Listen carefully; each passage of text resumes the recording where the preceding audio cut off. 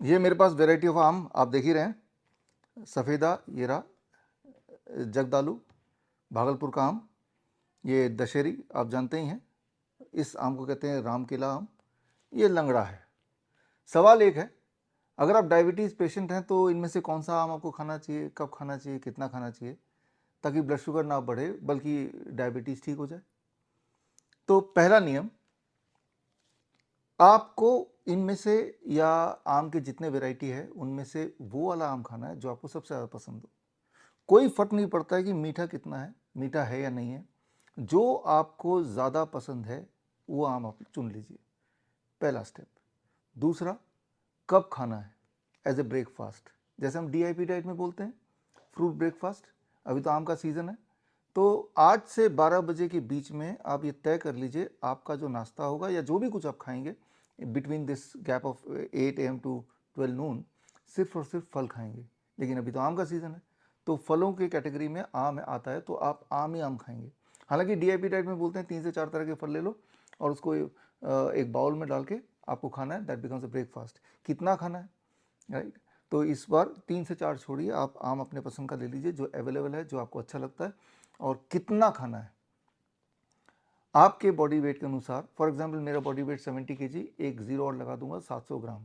कम से कम बोल रहा हूँ, कम से कम 700 ग्राम तो खाना ही है।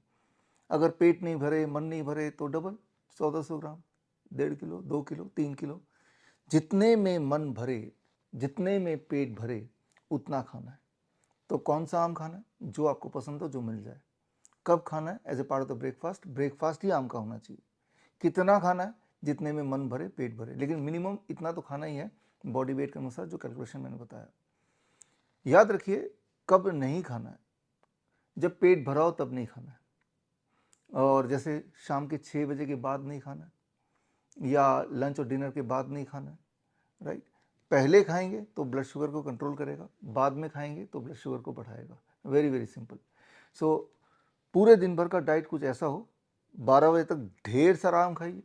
डायबिटीज़ पेशेंट है, ठीक करना डायबिटीज़, इंसुलिन ख़त्म करनी है, इंसुलिन डिपेंडेंसी, ढेर सारा आम खाइए। लंच में जो भी आप करते हैं, रोटी सब्जी दाल चावल, वो तो खाइए, लेकिन उससे पहले सलाद खा लीजिए, टमाटर खीरा मूली गाजर। कितना, आपके बॉडी वेट अनुसार। मेरा body weight 70 kg, I make it into 5, that becomes 350, make it grams. कम से कम मुझे 350 ग्राम सलाद खाना है। उसके बाद ही ट्रेडिशनल फूड जो आप नॉर्मली खाते हैं, रोटी सब्जी दाल चावल, वो भी खा लीजिए अपने एपिटाइट के हिसाब से। That becomes a lunch. Dinner का एक नियम याद रखिए, डिनर को हमेशा 6 बजे तक फिनिश करने की कोशिश कीजिए, हद से हद 7 बजे तक। और डिनर में भी वही करना जो मैंने लंच के लिए बताया। और 2 तरह की चीज़ों को छोड़ना है, anything which comes out of animal, जैसे डेयरी प्रोडक्ट, एनिमल या मीट मछली अंडा। Anything which comes out of factory, refined food, pack food, biscuit bread etcetera. और क्या अलाउड एज ए स्नैक्स, पूरे दिन भर में अगर कुछ खाने का मन करे ब्रेकफास्ट लंच डिनर के अलावा, all kind of nuts, dry fruits हैं, जितने तरह के, बादाम है, काजू है, किशमिश है, डेट्स हैं, नारियल के टुकड़े खा सकते हैं, स्प्राउट्स खा सकते हैं। तो पूरे दिन भर में जब चाहे मुट्ठी भर खा सकते हैं, but not after the dinner. Dinner के बाद सिर्फ पानी पीना अलाउड है। This is how we do it in DIP diet. इसे हम डीआईपी डाइट का एक फॉर्म बोलते हैं। अगर आपने ऐसा किया तो कोई बड़ी बात नहीं, 24 घंटे के अंदर आपका ब्लड शुगर नीचे की तरफ आने लगेगा। जैसे जैसे ब्लड शुगर नीचे आएगा, accordingly you need to taper on the drug and the insulin, right? और 2-3 दिन में आप देखेंगे फॉर मोस्ट ऑफ यू बिना दवाई के आपका ब्लड शुगर वहीं रहेगा जहाँ पे अभी दवाई के साथ मेंटेन करते हैं। दवाई छूटेगी, इंसुलिन छूटेगी। इसके पीछे का साइंस क्या है, इसके पीछे का जो मैकेनिज्म क्या है, इसको समझना हो तो आप मेरी किताब पढ़ सकते हैं। मेरी किताब का नाम है world's best the DIP diet. Hindi में, इंग्लिश में बुक नहीं पढ़ना है तो आप अपने इंटरनेट पे, यूट्यूब में, फेसबुक में, कहीं भी डीआईपी डाइट सर्च कीजिए और आपको हज़ारों हज़ारों वीडियोस मिलेंगे। और पेशेंट्स जिन्होंने यही किया जो मैंने अभी बताया आपको, और उनकी ब्लड शुगर कंट्रोल में आ गया, दवाइयाँ छूट गई, ब्लड प्रेशर कंट्रोल में आ गया, दवाइयाँ छूट गई, 1 महीना तक करेंगे तो अबाउट 10% वेट घटेगा ऑन एवरेज। जो मोटे लोग हैं, एंजाइना है तो वो गायब होने लगेगा। इस तरह के बेनिफिट्स देखे हैं। तो ये बेनिफिट आप कब देखेंगे, जब आप स्टार्ट करेंगे।